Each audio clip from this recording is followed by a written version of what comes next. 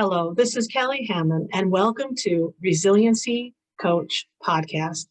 This podcast showcases people who have faced difficult times and how they got through them. These experiences are real and sometimes raw. The people who share their stories are here to tell you you're not alone in your struggle. They share the tools and resources they used in healing. If you're looking for solutions for getting through tough times, contact us at www.resiliency.coach. Today, I'm interviewing my friend, Susan Westwood. Susan is a spiritual life coach who overcame public humiliation, guilt, and shame, and now guides women across the bridge from fear to faith. So, Susan, thank you so much for being my guest today and for sharing your story with us. Thank you for having me. And will you please share your story with us now? Oh, I'd love to. But actually, if you had asked me to do this even 6, 8, or 12 months ago, I wouldn't have been able to do it. Kelly, I'm a recovering alcoholic. And on October 19th of 2019, I had come back to my apartment in Charlotte, North Carolina, after an evening of heavy drinking, which was becoming more and more common to me. And it was Friday nights was my time to party. I had controlled my drinking so that I didn't drink a lot during the week because I didn't want my employer to know that I was struggling. I didn't want anybody to know I was struggling. And when I arrived back to my apartment around 11:30 that night, I had assumed there was something nefarious going on in the parking lot, and there were two actually Black women there waiting for AAA, but I thought that they were up to no good. And so I started bullying and harassing them and wondering why they dared be in one of the wealthiest parts of Charlotte, and again, this will bring up things of systemic racism and things that I have dealt with. And so after basically that video went viral about a week later, and I was forced out of my apartment. I lost my job and had to start all over again. And of course, I had to do it very publicly because there were criminal charges that I had to deal with. I had to, obviously begin a process. I'd moved out of my apartment as I was asked. And I also had to deal with two things simultaneously in a very public fashion. I had to deal with my alcoholism, and I had to reckon my own feelings of bigotry and systemic racism. And nobody today wants to have that target over them in the United States of America and that of a racist. And certainly there was a lot of work that I did in the past 3.5 years. It started publicly and then, of course, became a very private transformation where, again, I had to give 50% of my attention to my alcoholism, and I had to give the other 50% to figuring out why I did what I did and why I targeted those women who were completely innocent. So,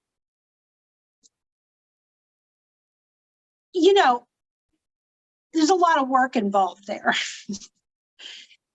And after that, of course, I moved in with my mother. She was in her early 80s at the time. So, I'm dealing with all of this. I'm looking for work. And it was hard, obviously.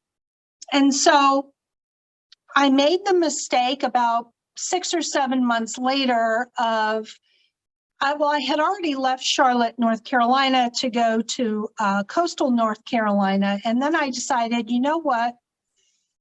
I'm just going to move to Raleigh. And I moved to Raleigh, North Carolina. But I started some of those old alcoholic behaviors up again. I hadn't really dealt with my traumas about why I even used drinking as a crutch. And so what happened was a lot of those behaviors came back, and I relapsed in August of 2019, and I was arrested for DWI. So again, I realized I hadn't done enough work on my traumas and what led me to relapse. So here I am, literally in my apartment in downtown Raleigh, and I'm saying to myself, what is the sign?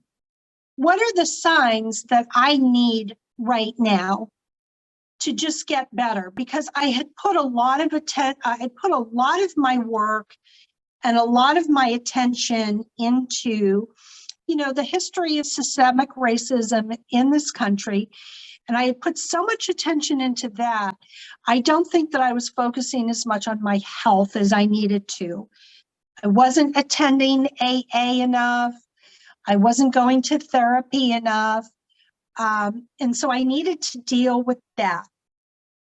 And so as I have both legal things going on in my life, the charges that I was facing back in Charlotte, and the DWI charge in Raleigh, I felt extremely overwhelmed. But I knew one thing. If I could get sober the second time around and stay sober, make sure that alcohol was never going to be a part of my life again, I could have a life beyond my wildest imaginations. And I used a lot of teachings and practices from Gabrielle Bernstein, who herself is a recovering addict, that I could have that life, but I needed to do it one day at a time. So as I maneuvered through the first thing, and as I sit before you, all the criminal charges from that event, they have been expunged. I think it's important to know that, but that took work. That took certain things that I had to do, and I had to follow what the court system told me to do to have those off my record. Now, the video will never be, I can't get that video out of the public space. And this is the United States of America. That won't happen. But what can happen, what I did decide to do, and there's a lot of other things that I've had to deal with that don't have anything to do with those, the incidents in Charlotte, and of course my DWI. There's other things that I've had to progress through in my life. And, one of those things, of course, the big thing is trauma, is what is the trauma? Why do I drink?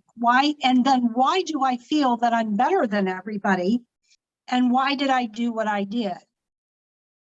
And so that is trauma that I've dealt with. I recognize where my alcoholism comes from. It is inherited. And it is inherited from the same place as my bigotry. No surprise there. When I decided I'm in a very different space. Obviously, a lot of time has passed before both things. And there's been a lot of work that I've done.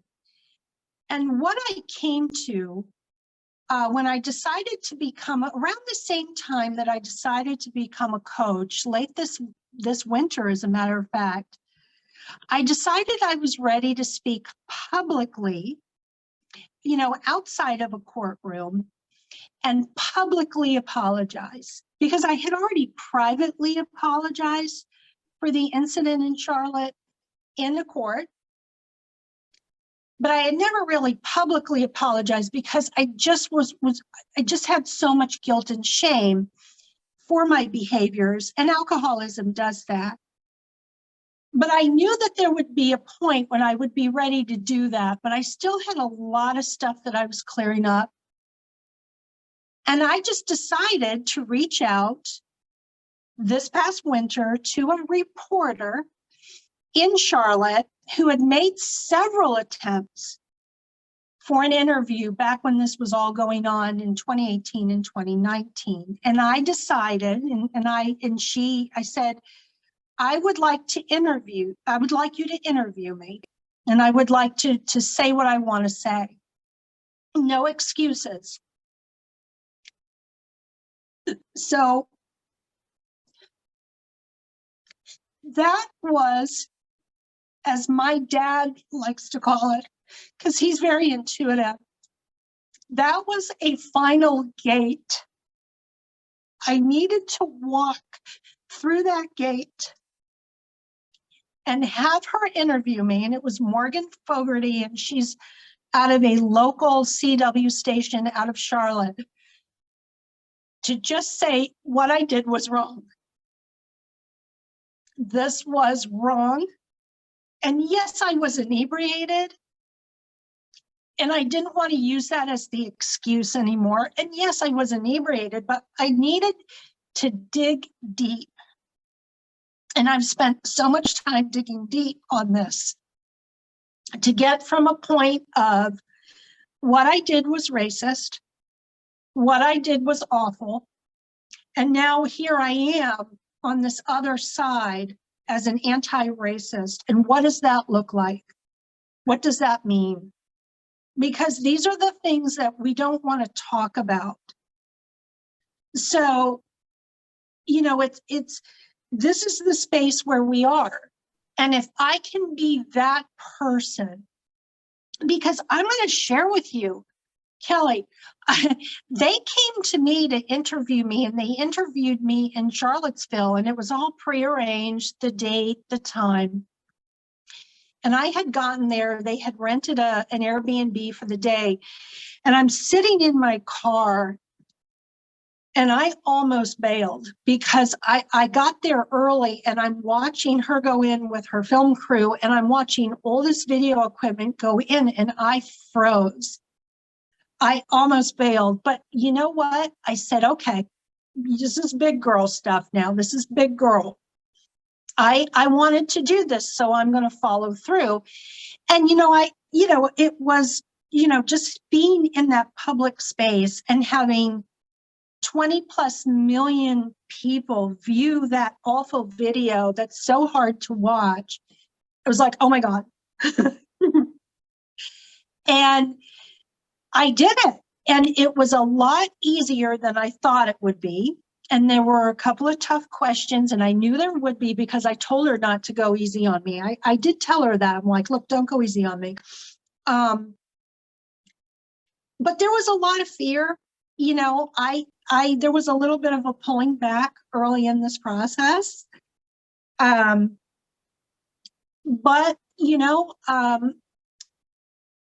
I felt it was needed. And I knew that from a legal standpoint, there was no reason why I couldn't speak.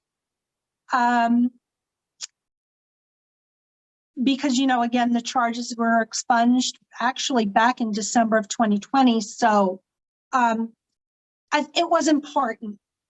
And that leads me to my coaching practice, because I realize in midlife, women, and men too, but women, we go through a lot of stuff, and we pretend to be strong, and we take on all these different roles, and we're exhausted, and we're overwhelmed. And like I said to you earlier, these aren't the only things that I've had to deal with in the last 3.5 years. Now, sobriety, I do consider my superpower. I'm coming on 1,000 days of sobriety now. Congratulations. Thank you. And I have a very different life, but it didn't happen overnight. It took a lot of work in private when I felt very overwhelmed, but still did it one day at a time. And that's what I want women to understand, that despite the most awful things that might happen to us, things that we feel awful about, guilt and shame, or we're fearful, or people are fearful to leave their partner or spouse, or they're having issues in other relationships. Maybe their health is not where they want it to be. Maybe they're going to be empty nesters soon. Maybe they're caregivers. That's another thing that I've gone through in my life, is I've transitioned my mother to the other side when she was diagnosed with stage 4 cancer. And that was, life-changing for me. And but after she passed, it set in motion other things. I moved back to, I lived in North Carolina for 16 years, and now I'm back in Virginia, and I'm close to my dad. And that's one of the reasons why I'm here, because he's my own, he's my surviving parent, and I have no siblings. So, there's all these things. And I want women to understand that I get them if they're at this place where they're like, they just don't know what road to turn down. Awesome. Thank you. That's where I am. Excellent. And so I have some questions. Sure. And so the first is, you said that when you relapsed, that you hadn't gone to Alcoholics Anonymous enough. What does that mean? What is enough? How much should a person go? How many times a day? How many times a week? Is there a requirement? Well, okay. So when this incident happened in Charlotte, you have to understand that there were no direct charges that necessarily had to do with alcohol, though it was very clear I was inebriated. The judge saw that, the DA saw that, my attorney obviously saw that, and it was a recommendation. And it was recommended that I go to, well, first of all, let's go back. I did have what they call a voluntary assessment. And of course, that can only be done by an addiction counselor or a licensed clinical social worker, or somebody in that realm, somebody in that medical field. And it was recommended to attend, I think it was 4 sessions. It could either be AA or Al-Anon, and then or therapy. So it was like AA or therapy. I made a choice to do both. Now, and that's what I did, and I fulfilled, and I did fulfill that, and I fulfilled that requirement, but I had done that all prior to the DWI. So here I am, I've moved to Raleigh. And by the way, when I moved to Raleigh, I was there for about 3 or 4 months. And I felt really overwhelmed. I was just starting my financial services practice. I wasn't feeling really wonderful about one of the companies that I was working with, and I was putting a lot of pressure on myself. But with that pressure, I wasn't really going to AA in Raleigh. I did, however, see a therapist. I saw a couple of different therapists. So what happened when I got the DWI, remember I had just been arrested at that point, and I had my license pulled for 3 weeks. So again, there was no conviction yet. I had just simply been arrested. But I did make the decision that week, and I think it was 2 days after actually getting sober. And that was where I said, you know what, I think I need to go back to AA. So what I did is I said to myself, okay, Friday nights appears to be a problem for me. And it's true. Friday night, it was like Friday nights. There was something about it. And it was all related to work. So I said, I think Friday nights is a great night to go to AA after work. And so I started that sort of ritual. And I continued that ritual for quite some time. And then when I decided I wanted to meet a few new people, I wanted a different sort of style of meeting, but I was continuing to do that. And of course, the pandemic hit, and then I started doing the online meetings. I'll share with you that as I've moved into long-term sobriety now in recovery, I do continue to use AA, and I do use it. And what I have found is it has to be there, but it's one arm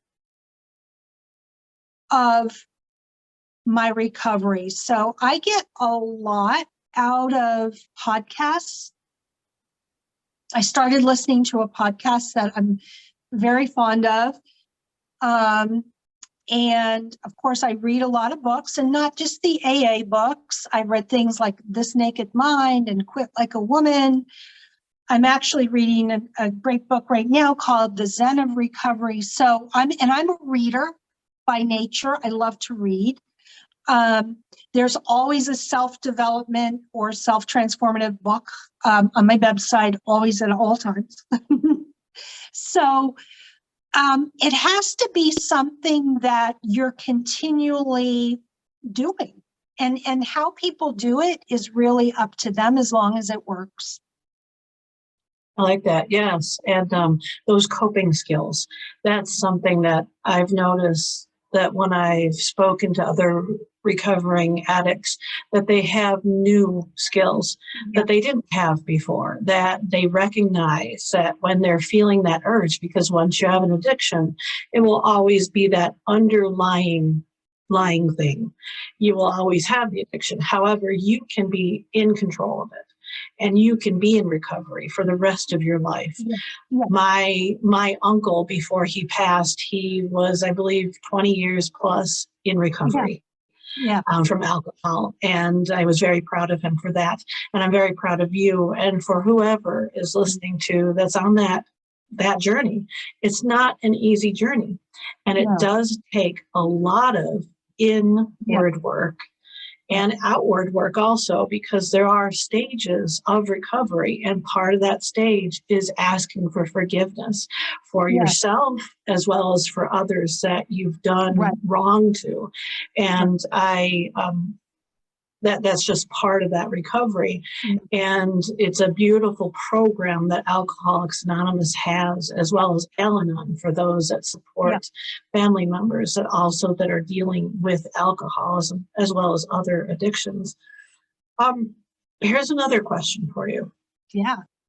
With the prejudice, people are going to ask and wonder about this. What did you do to work on that? Because it sounds like you did work on that, and that you've turned a leaf. You've changed a way of thought, a way of living. What was it that you've done and are doing to continue on that path also?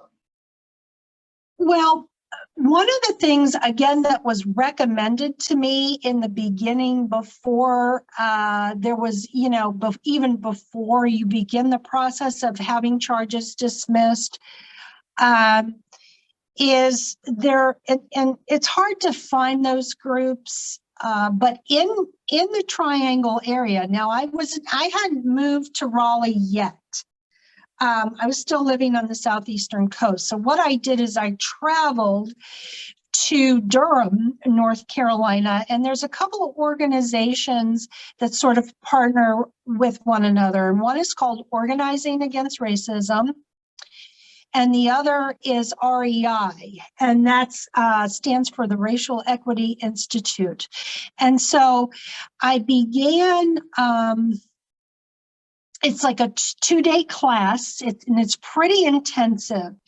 And what it is it's not really anger management or anything like that. It's more educational.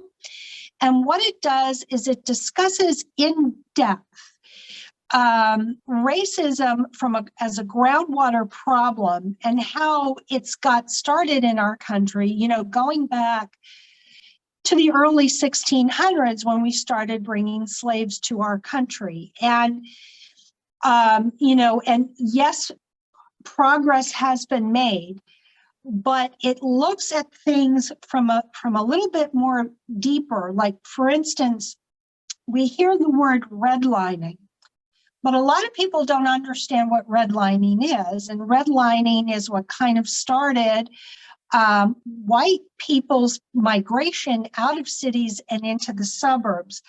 But the textbooks don't really tell you about how that began. And so that began with white families. This started after World War II, especially white people getting calls at their homes stating that Black people were moving into their neighborhood and it would bring their property values down. And that's just a small snippet. This is a very small snippet of,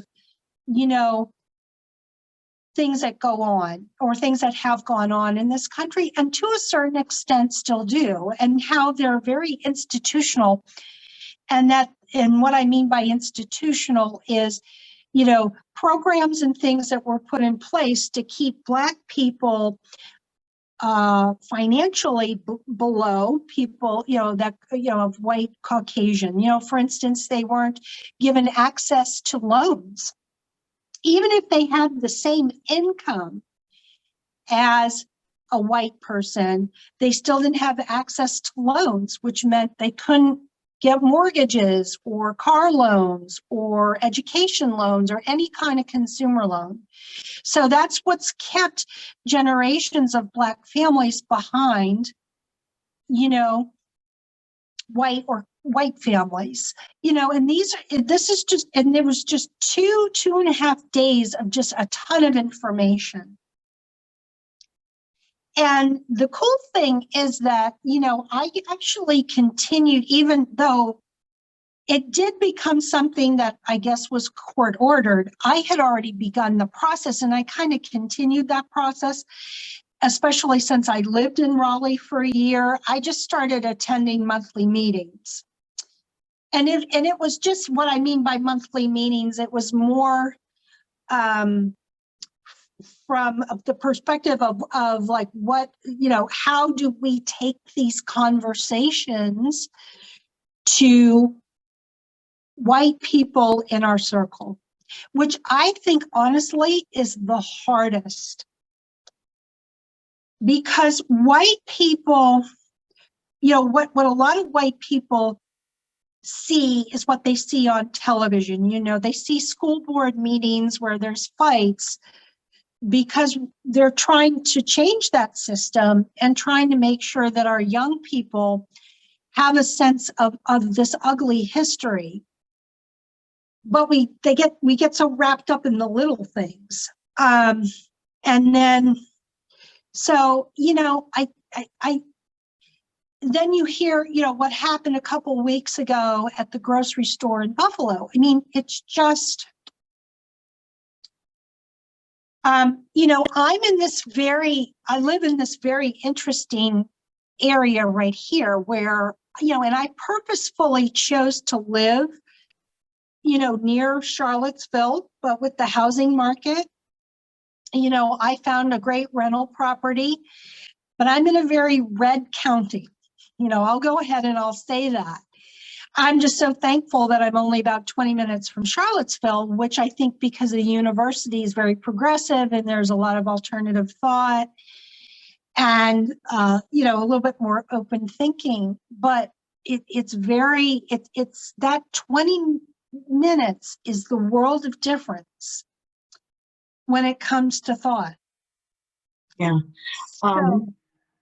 You're not born prejudiced. You're born blind, and you grow prejudice. And yes, it's nurturing the prejudice or non-prejudice. I'm right now outside of Buffalo, outside of that store that was shot, about 20 minutes away. Yeah. And it affects my brothers and sisters, my African-American brothers and sisters, and my Hispanic brothers and sisters, my Filipino, my my Chinese, my Japanese, my whatever culture you are, we're all human. We all, as Shakespeare would say in the Merchant of Venice, when they cut me, do I not bleed? We all bleed the same color. Yes, we do. We all hurt, and we all have similar goals too. And so I think, like you said, education is part of the process, educating ourselves, because wherever we're coming from, education is how we learned it, by people teaching us, as well as it's the way we can unlearn it or to learn a different way, programming a different way. So thank you so much for sharing with us those groups that are out there, because there are people, I'm sure, that want to get in touch with group and become more educated and more understanding also.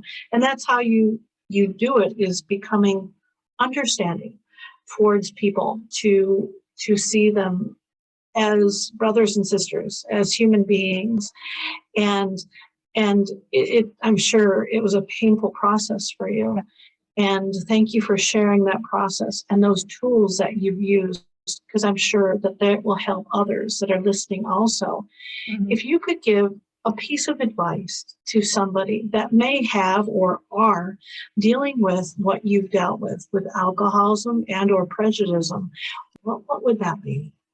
I think that, well, certainly if it truly is alcoholism, and it's been diagnosed as a disorder, don't be afraid to seek help through a 12-step program. And there are a lot of different kinds of 12-step programs. There's not just AA, there's Celebrate Recovery, there's Refuge Recovery if you have a Buddhist mindset and you want to incorporate meditation in your practice.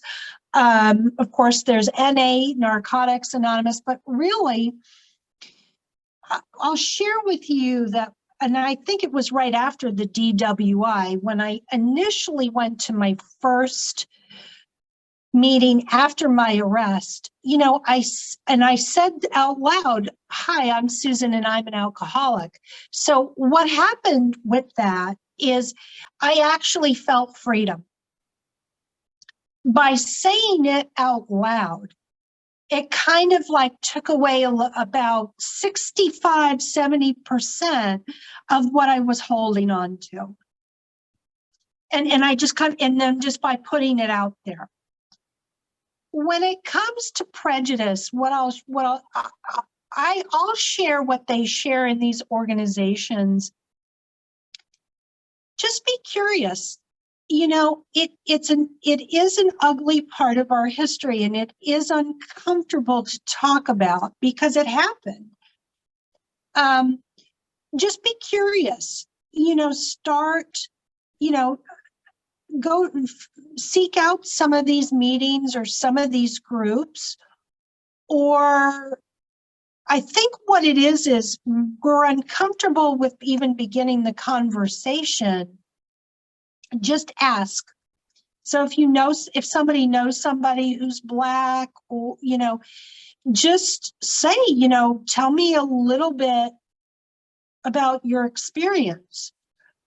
I think we're afraid to have the deeper conversations, but we actually need to have those conversations because it's how we move to the other. It's how we push through. It's how we move through the other side. I like that. Thank you so much again for sharing your story and sharing your tools and your wisdom. So if somebody wanted to get in contact with you, how would you like them to do that?